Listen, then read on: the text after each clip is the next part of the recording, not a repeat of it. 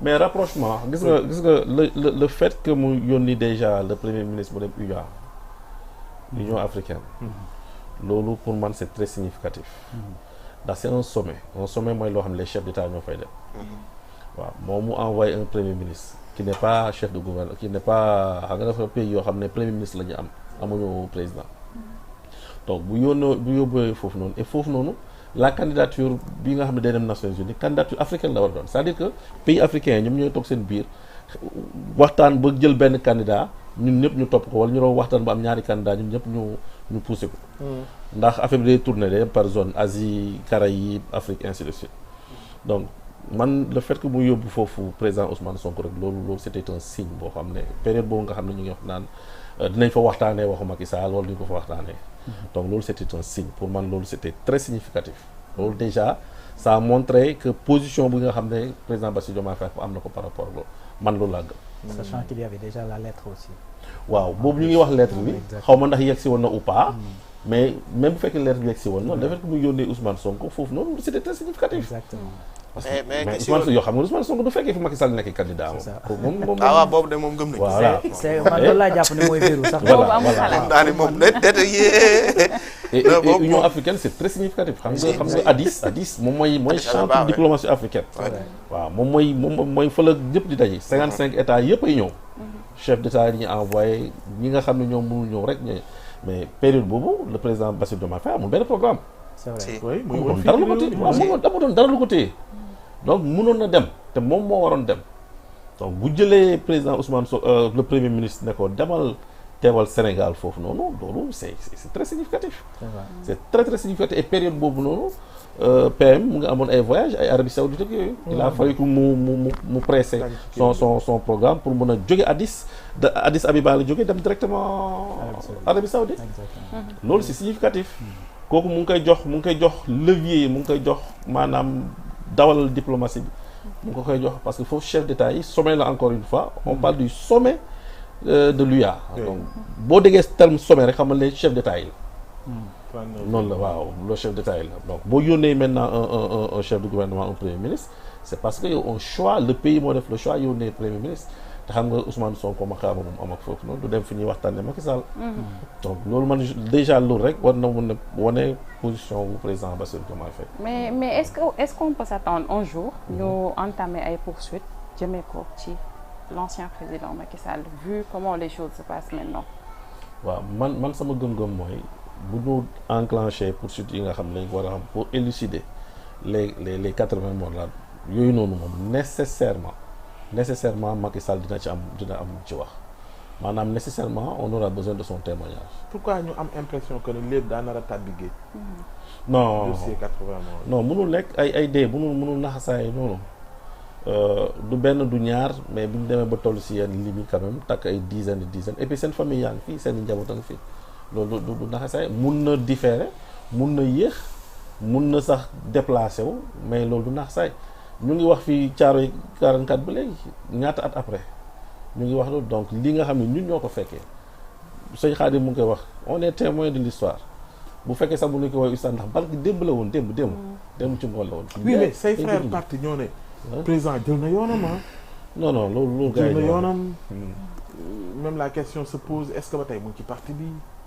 yaa ngi dégg ñu naan tey sax peut-être am na ay coordonnateurs.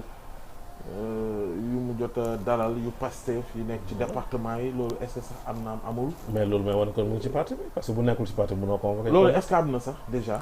non awma ci lu ma leer mais je sais que voyage yi mu def par exemple à Ziguinchor yeneen kii moom rencontré na coordonnateurs yi. chaque fois bu déplacé wu à l'intérieur du pays bi et rencontre les coordonnateurs. pour wax ak ñoom ci lan. ci parti bi. ndax yéen a ngi waat. parti Pastef. bien sûr. parti bi dafa laajal local yi. oui totalement. xam nga nag wax ji dem na ñëw na coow li bëri na. kon moo ngi Pastef moo ngi coalition. Diomaye président en même temps. non li may wax tout le temps coalition Diomaye président dafa yàgg exister. depuis ñu jël nguur gi ba coalition Diomaye président mu ngi exister mu ngi fi woon. bon problème baa ngi tàmbali la fameuse lettre là bu président signé woon foofu la coow li lant la amee woon mais teewlu boobu ba léegi Pastef mu ngi exister ñun ñu ngi dawal ñu ngi doxal gis nga président commencé na defaat encore président parti laa wax commencé na def aussi nemmeeku tuuti nemmeeku yi doon mu ngi doxal donc le président de la République aussi bu déplacé aussi à l'intérieur pays comme bu déplacé wu à l'étranger il rencontre chaque fois waa Pastef voyage yi mu dem yëpp bu fekkee day fanaan wala temps may ko bu defee am na day nécessairement bu rencontrer les Sénégalais day rencontrer waa Pastef donc bu fekkee nekkul ci parti bi du rencontrer waa Pastef te ba tey jii man dégguma fu ñu ne président dem na rencontrer la waa coalition Diomaye président dégguma ko nii fii Sénégal nii à l'étranger même fii Sénégal sax dégguma ne président rencontré waa coalition Diomaye président à part bi ñu defoon au King Fahd au lendemain des élections boobu sax ñun ñu ngi fa woon et le président Ousmane Sonko mu ngi fa woon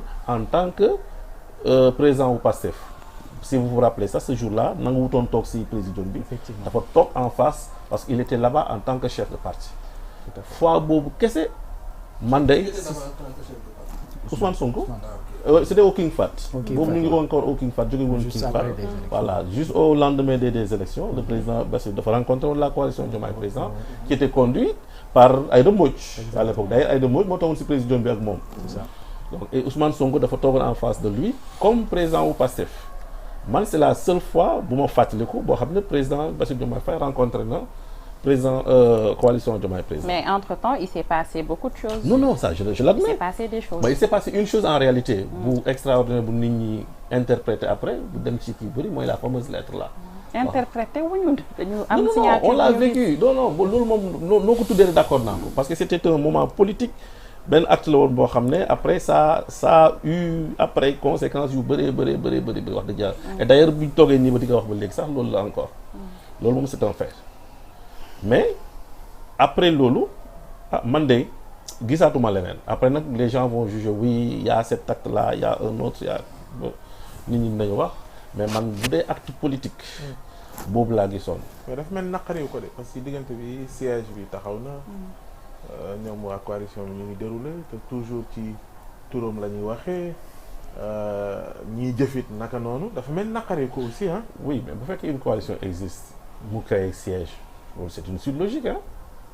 président laa wax su dee ni bokkul foofu jàpp nga ne acte ngay xaar. président naqariwu ko de ñuy wax ci turam. mais est-ce que neex na ko tamit. lu mel nii di am nii man. ñu koy waxee sama tur xam nga nit na man. yomboon na mu démarqué wu de. waaw man damay bëgg su ma koy juger. ma juge ay actes. par exemple bu fekkoon bi ñu defee siège bi il avait fait un poste. wala ñu dégg ne il a contribué à ñu defar siège boobu je sais pas daal en tout cas.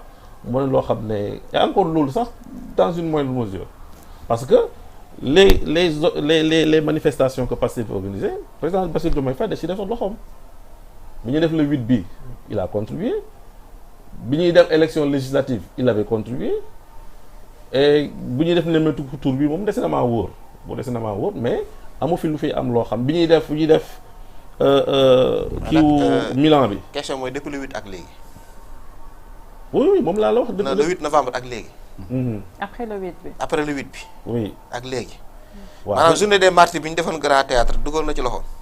non mais attendez journée des martyrs bi dafa am un fait boo xam ne ça a échappé aux gens xam nga ñun journée le 8 lañ ko defoon n'est-ce pas. mais c'était le 7. 7 décembre. C'était pas prévu pour le 7. C'était prévu pour le 28. Une semaine à l'avance. 28 oui. Mais il s'est trouvé que vendredi bi ñu ko bëggoon def dafa am ñoo xam ne dañu booké woon déjà fait grand théâtre man je fais partie du comité bu organiser